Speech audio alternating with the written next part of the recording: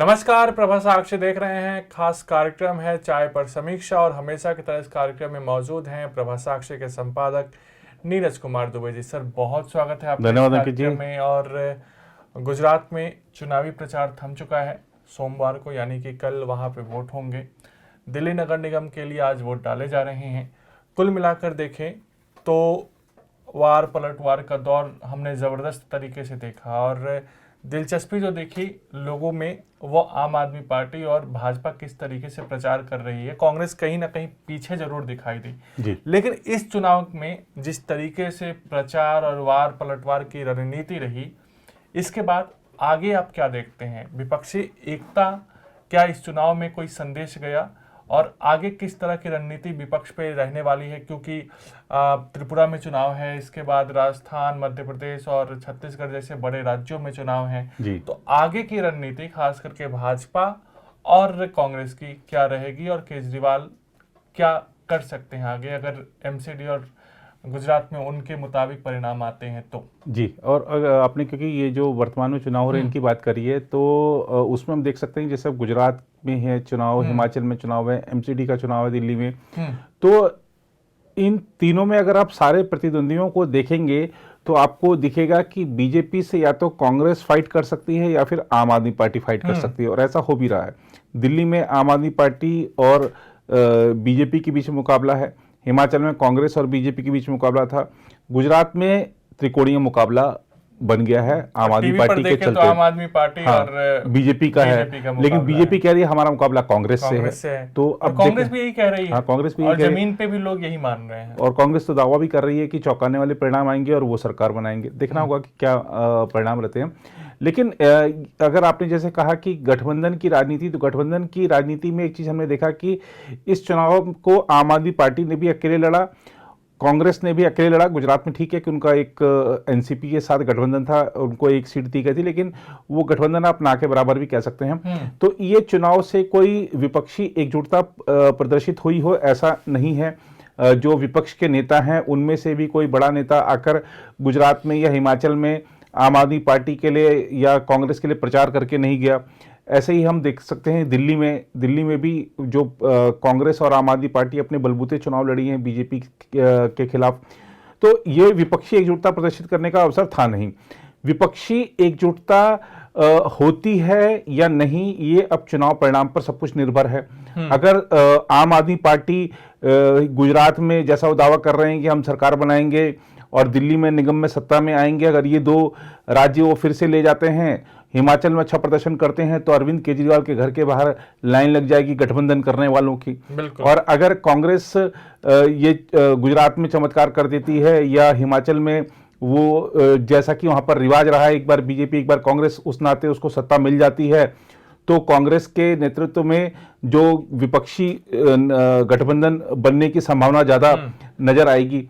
अगर कांग्रेस चुनाव हार जाती है दिल्ली में, हिमाचल में, गुजरात में, आम आदमी पार्टी भी तीनों राज्यों में हार जाती है और बीजेपी ही तीनों चुनाव जीतती है, तो बीजेपी के विजय रथ को रोकना मुश्किल हो जाएगा।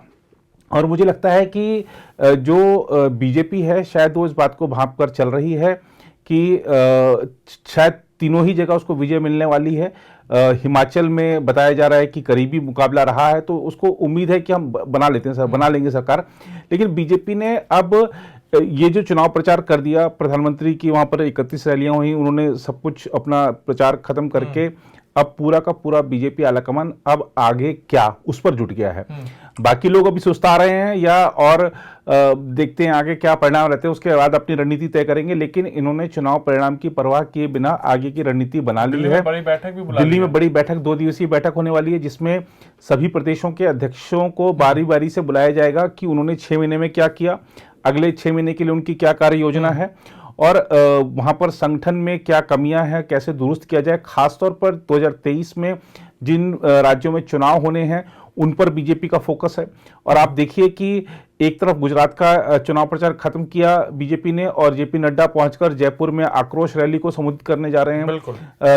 अमित शाह त्रिपुरा में जा रहे हैं और प्रधानमंत्री के भी कर्नाटक के कार्यक्रम लगभग तय हो चुके हैं। तो ये दिखाता है कि बीजेपी रुकने वाली, थमने वाली नहीं है। एक चुनाव गया, दूसरे की तैयारी में लग जाते हैं वो। तो ये, और जो अभी बैठक है, जैसा आपने उल्लेख किया कि 2 दिवसीय जो बैठक है बीजेपी की, उसमें प्रधानमंत्री भी शरीक होंगे। और 2023 में जहां राज्यों के विधानसभा चुनाव हैं, अहम, खासतौर पे वो अहम इसलिए कह रहे हैं हम कि कुछ उसमें बीजेपी शासित भी हैं और कई ऐसे राज्य हैं जहां पर बीजेपी का अच्छा प्रभाव है। तो बीजेपी जरूर चाहेगी कि वहां पर अपना ज्यादा से ज्यादा सीटें लेकर सरकार बनाएं, या अपना अगर सरकार नहीं बना सकते तो प्रभाव अच्छा छोड़ा जाए। तो अब देखना होगा कि वो उसमें कितना सफल रहते हैं। लेकिन 2023 इस मायने में भी अहम है कि G20 की 200 से ज्यादा बैठकें देश भर के विभिन्न राज्यों में होनी है, और उन बैठकों के सफल आयोजन से भी बीजेपी एक संदेश देना चाहेगी कि न सिर्फ वो राष्ट्रीय मुद्दों पर देश का नेतृत्व करने में सक्षम है, अपितु अंतर्राष्ट्रीय और जो वैश्विक मुद्दे हैं उनको हल करने में और वैश्विक स्तर पर कार्यक्रम आयोजित करने में, वैश्विक नेताओं को संदेश देने में, और इस तरह के जो अंतर्राष्ट्रीय कार्यक्रम होते हैं उसके माध्यम से भारत की प्रतिष्ठा बढ़ाने में सक्षम है। तो ये एक संदेश वो भी जाएगा। तो ये एक भारत की जो ग्लोबल छवि को निखारने का जो 2023 में काम और तेजी से होना है, उस पर बीजेपी की इस मीटिंग का फोकस है। तो ये दिखाता है कि बीजेपी, ठीक है, गुजरात हो गया, हिमाचल हो गया, एमसीडी हो गया, अब आगे क्या उसकी तैयारी में लगना है। और न सिर्फ 2023, माफ कीजिएगा, बल्कि 2024 के जो लोकसभा चुनाव हैं उनकी तैयारियों से संबंधित इस बैठक में चर्चा होने की संभावना है। बीजेपी ने ऑलरेडी अपने सांसदों का रिपोर्ट कार्ड बनाना शुरू कर दिया है। कौन सांसद कितने समय क्षेत्र में रहता है, उसके क्या काम है, जनता से जो वादे हुए थे वो पूरे कितने हुए हैं, इसके बारे में संगठन के जो नेता हैं वो जा जाकर रिपोर्ट तैयार कर रहे हैं, पार्टी को सबमिट कर रहे हैं। तो 24 की तैयारी भी हो चुकी है, और गठबंधन में कौन आएगा या नहीं आएगा बीजेपी अंतिम समय में तय करती है। और खासतौर पे अभी आपने देखा होगा कि पंजाब में हाल ही में इसी साल चुनाव हुए हैं, फरवरी मार्च में, लेकिन बीजेपी ने आगे की तैयारी के लिए पंजाब में कुछ बड़ी नियुक्तियां की हैं। खासतौर पे बीजेपी ने उन पर दांव लगाया है जो कांग्रेस से बीजेपी में आए हैं, चाहे कैप्टन अमरिंदर सिंह हो, चाहे सुनील जाखड़ हो या जयवीर शेरगिल हो। तो पंजाब के लिए भी तैयारी शुरू कर दी है। और पंजाब में खासतौर पर 2024 में जो लोकसभा चुनाव होने हैं, बीजेपी की 19 में शायद 2 सीटें थी, वहां पर अकाली दल के साथ गठबंधन था, तो बीजेपी की अपनी 2 थी और अकाली दल की भी शायद 2 थी, सुखबीर बादल और हाँ। तो अब बीजेपी का ये रहेगा प्रयास कि 2 जो वो लाए थे कम से कम वर्क बरकरार रखें या उससे आगे बढ़ें। तो देखना होगा कि ये जो जिन लोगों पर दांव लगाया है वो दांव कितना सफल रहता है। तो मुझे लगता है कि ये जो, अगर जैसा हमने कहा कि अगर ये जो 3 जगह चुनाव है, इनमें से 3 बीजेपी जीतती है या 3-2 से बीजेपी जीतती है, तो भी बीजेपी को एक बढ़त रहेगी। और चूंकि संसद का सत्र भी शुरू हो रहा है, और तो ये जो विजय का भाव लेकर जब वो पार्लियामेंट में जाएंगे तो अपने जो विपक्ष है उन पर हावी ज्यादा रह पाएंगे। ऐसा हमने कई बार देखा है कि जब चुनावी जीत होती है तो जो जीतने वाला दल है उससे जुड़े जो नेता हैं वो हावी रहते हैं, और जो दूसरे लोग हैं विपक्षी वो भी उनकी बात सुनते हैं, क्योंकि उनको लगता है कि जनता अभी इनको ही चाह रही है तो इनको अपनी बात कहने दो। तो देखना होगा जरूर, मुझे लगता है कि संसद सत्र पर भी इसका प्रभाव पड़ेगा। फिलहाल चूंकि अगर हम कह सकते हैं कि कांग्रेस नेता राहुल गांधी की भारत जोड़ो यात्रा चल रही है, तो शायद वो इस सत्र में शामिल नहीं होंगे, ऐसा कुछ उन्होंने ऐसी खबर आ रही कहा भी है, वो शामिल नहीं होंगे। लेकिन सर एक सवाल काफी मन में चल रहा है और कई लोगों के मन में भी चल रहा होगा कि राहुल गांधी को क्या कांग्रेस प्रचार से दूर रख के मल्लिकार्जुन खड़गे को पूरी तरीके से प्रचार की जिम्मेदारी सौंप के 2024 से पहले अचानक रिलॉन्च करने की तैयारी कर रही है। उनको फिलहाल प्रचार से दूर रखा जाए, प्रियंका गांधी को प्रचार से दूर रखा जाए और 2024 में नए तेवर, नए कलेवर के साथ उनको रिलॉन्च किया जाए। क्या ऐसा लग रहा है, क्योंकि गुजरात में उन्होंने प्रचार नहीं किया। हाँ, गुजरात में शायद एक दिन दिल्ली में नहीं किया, गुजरात में एक दिन सूरत में गए थे जी। दिल्ली में भाई बहन कोई नहीं आया जी। इसके अलावा हिमाचल में हमने देखा प्रियंका गांधी ने ताकत तो दिखाई लेकिन वो सुर्खियों में नहीं रही। तो क्या रिलॉन्च करने की तैयारी है कि फिलहाल खड़गे को आगे करो, खड़गे के ही ऊपर पार्टी की जिम्मेदारी को दे दो और इनको 1 साल या 2 साल का वेट कराओ?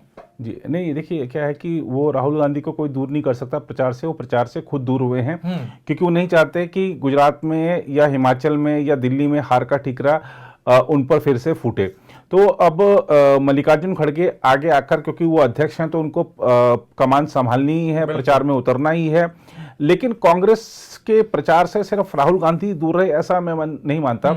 आप जरा गुजरात के लिए, हिमाचल के लिए और गुजरात में दोनों चरणों के लिए, हिमाचल में और दिल्ली में जो कांग्रेस ने अपने स्टार प्रचारकों की सूची जारी की थी, उसमें से कितने नेता पहुंचे प्रचार के लिए?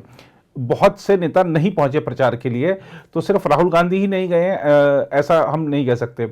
दूसरी चीज ये कि जैसा आपने कहा कि राहुल गांधी को शायद उनको रीब्रांडिंग करना चाह रही है क्या पार्टी, और ऐसा है, ऐसा हम इसलिए कह सकते हैं ऐसा है क्योंकि आप देखिए कि बीजेपी लगातार कहती है कि राहुल गांधी चुनावी हिंदू हैं, लेकिन अब राहुल गांधी इस छवि को तोड़ना चाहते हैं।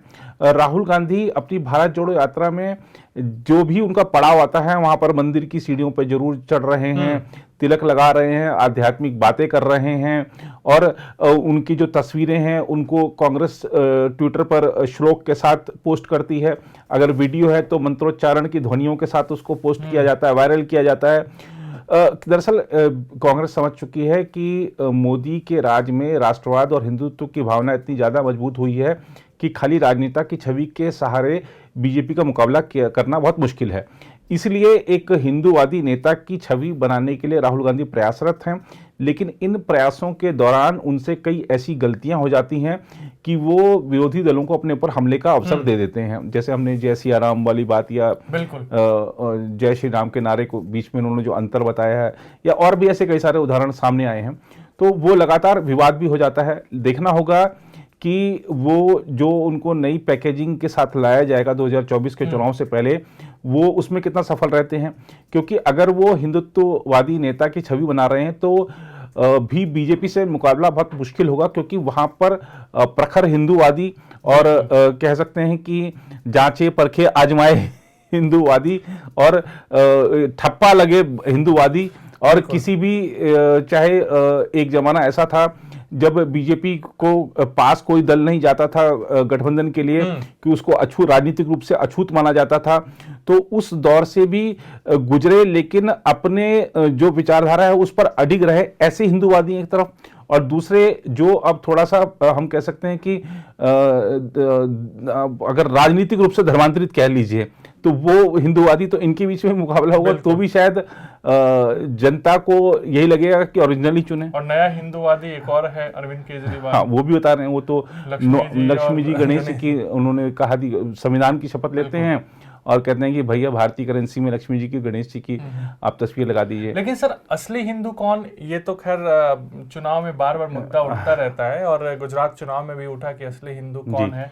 और ये नहीं, और मैं ये भी मानता हूं कि जो असली हिंदू, नकली हिंदू, धार्मिक मुद्दे, सियाराम, जय सियाराम बोलिए, जय श्री राम बोलिए, ये सब वही कहते हैं जो उनके पास जनहित के मुद्दों का अभाव होता है। लेकिन अमित शाह ने पिछले दिनों एक बयान में कहा था कि समान नागरिक संहिता को लेकर सिर्फ भाजपा ही अपनी प्रतिबद्धता दिखाती है। हालांकि संविधान में कहा गया है कि समय के साथ जैसा इसको किया जाएगा, लेकिन भाजपा ही प्रतिबद्धता दिखाती है। बाकी दलों को इस बात का डर है कि उनका वोट बैंक छिटक न जाए जी। और भाजपा ने वो तैयारी भी शुरू कर दी है। लगभग एक एक राज्य में उसकी ओर से कमेटी बनाई जा रही है, और जिन राज्यों में चुनाव हो रहे हैं उनमें इस पे तेजी से काम हो रहा है। मध्य प्रदेश के मुख्यमंत्री ने भी इस सप्ताह ऐलान कर दिया जी।